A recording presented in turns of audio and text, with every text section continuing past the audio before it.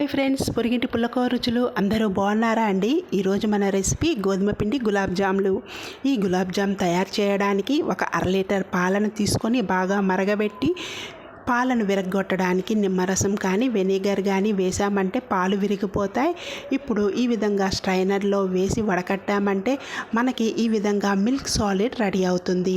ఇప్పుడు ఈ మిల్క్ సాలిడ్లో మనం ముందుగా గరిటెతో బాగా క్రీమీగా వచ్చేంత వరకు శుభ్రంగా మెదిపేసుకోవాలి.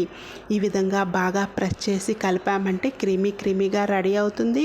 ఇప్పుడు ఈ మిశ్రమంలో మనం ముందుగా బేకింగ్ సోడా అలాగే బేకింగ్ పౌడర్ని కూడా యాడ్ చేసుకోవాలి.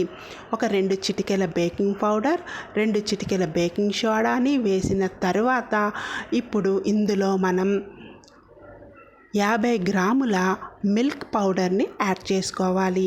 మిల్క్ పౌడర్ కూడా వేసిన తర్వాత ఒక టీ స్పూన్ గోధుమ పిండిని ఇప్పుడు మనం ఈ పదార్థంలో యాడ్ చేసుకోవాలి.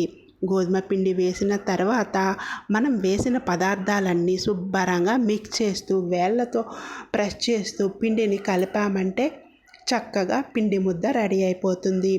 ఇప్పుడు ఇంకొక స్పూన్ గోధుమ పిండి కూడా పడుతుంది, ఎందుకంటే ఇంకా పలుచగా కదా ఉంది. చూడండి, ఈ విధంగా బాగా కలిపినా సరే ఇంకొక టీ స్పూన్ గోధుమ పిండి పట్టింది. మొత్తం 3 టీ స్పూన్ల గోధుమ పిండి పడుతుంది.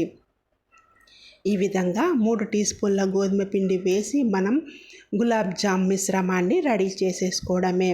ఇలా రెడీ అయిన ఈ ముద్దలో ఇప్పుడు మనం 1 టీ స్పూన్ నెయ్యిని వేసి శుభ్రంగా ఫ్రెష్ చేసి బాగా కలపాలి. మనం ఎంత బాగా కలిపామంటే గులాబ్ జామ్ బాల్స్ చేసేటప్పుడు పగుళ్ళు రాకుండా నీట్గా చాలా చక్కగా వస్తుంది.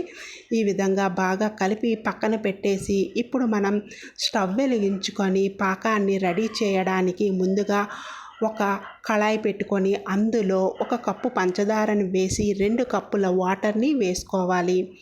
ఇప్పుడు పాకం మరుగుతూ ఉంటుంది. ఇప్పుడు మనం గులాబ్ జాములు తయారు చేసేసుకోవడమే. వాటర్ వేసిన తర్వాత ఇప్పుడు మనం ఈ గులాబ్ జామ్ మిశ్రమాన్ని చిన్న బాల్స్ లాగా మీకు ఏ షేప్ కావాలంటే ఆ షేప్లో తయారు చేసి పక్కన పెట్టేసుకోవాలి. చూసారు కదా, ఈ విధంగానే తయారు చేసి పక్కన పెట్టేసుకుంటే మనం డీప్ ఫ్రై చేయడానికి చాలా సులువుగా ఉంటుంది. మధ్యలో ఒకసారి పాకాన్ని చెక్ చేసేసుకుంటే సరిపోతుంది. గులాబ్ జామ్ పాకం తయారు చేయడానికి ముద్ద పాకం కానీ తీగ పాకం కానీ అక్కర్లేదు. పాకం కొద్దిగా పంచదార కరిగిన తర్వాత మనం చెక్ చేసామంటే 2 వేళ్ళ మధ్యన అంటుకుంటే సరిపోతుంది. డీప్ ఫ్రైకి సరిపడా ఆయిల్ పెట్టుకొని ముందుగా మనం గులాబ్ జాములను వేసి బాల్స్ని డీప్ ఫ్రై చేసుకోవాలి. చూసారు కదా, చాలా సింపుల్గా తేలిగ్గా ఇంట్లోనే గోధుమ పిండి అలాగే మిల్క్ పౌడర్ పాలు ఉంటే మనం ఇంట్లోనే తయారు చేసేసుకోవచ్చు. చూసారు కదా, ఈ విధంగా మంచి గోల్డెన్ బ్రౌన్ కలర్ వచ్చేంత వరకు డీప్ ఫ్రై చేసి ఇప్పుడు మనం మరుగుతున్న పక్కన పంచదార పాకం మరుగుతుంది కదా, ఆ పాకంలో యాడ్ చేసేసుకోవాలి. అంతేనండి. ఇప్పుడు ఈ విధంగా పంచదార పాకంలో మనం ఇలాచీలను కొద్దిగా దంచి యాడ్ చేసుకోవాలి. మిగిలిన గులాబ్ జాములను కూడా ఫ్రై చేసేసుకోవాలి. ఇలాచీ వేసిన తర్వాత స్టవ్ ఆపేసుకొని ఇప్పుడు ఈ పంచదార పాకంలో మనం ఫ్రై చేసి పెట్టుకున్న గులాబ్ జామ్స్ని యాడ్ చేసేయడమే. చూసారు కదా, చాలా సింపుల్గా తేలిగ్గా మనం ఇంట్లోనే గులాబ్ జాములను రెడీ చేసేసుకోవచ్చు. ఇలా పాకంలో అన్నీ వేసిన తర్వాత మూత పెట్టి ఒక 3 అవర్స్ పాటు పక్కన ఉంచామంటే రెడీ అయిపోతుంది. ఇప్పుడు ఈ గులాబ్ జాములను మనం తీసి సర్వ్ చేయడానికి ఒక ప్లేట్లో పెట్టుకొని టేస్ట్ మాత్రం మనం స్వీట్ షాప్లోని అలాగే ఏదైనా ఫంక్షన్కి వెళ్ళేటప్పుడు గులాబ్ జామ్స్ పెడతారు కదండి, అలాగే ఉంటుందండి. టేస్ట్ ఎక్కడా కూడా తీసిపోదు. మీరు ఇంకెప్పుడు ప్యాకెట్స్లో ఉండే గులాబ్ జామ్ పౌడర్ తెచ్చి గులాబ్ జామ్ చేసుకోక్కర్లేదు.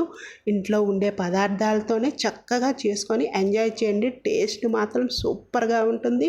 ఒకసారి ట్రై చేయండి. ఉగాది స్పెషల్గా ఈ స్వీట్ చేయండి. అందరూ కూడా చాలా ఇష్టపడతారు.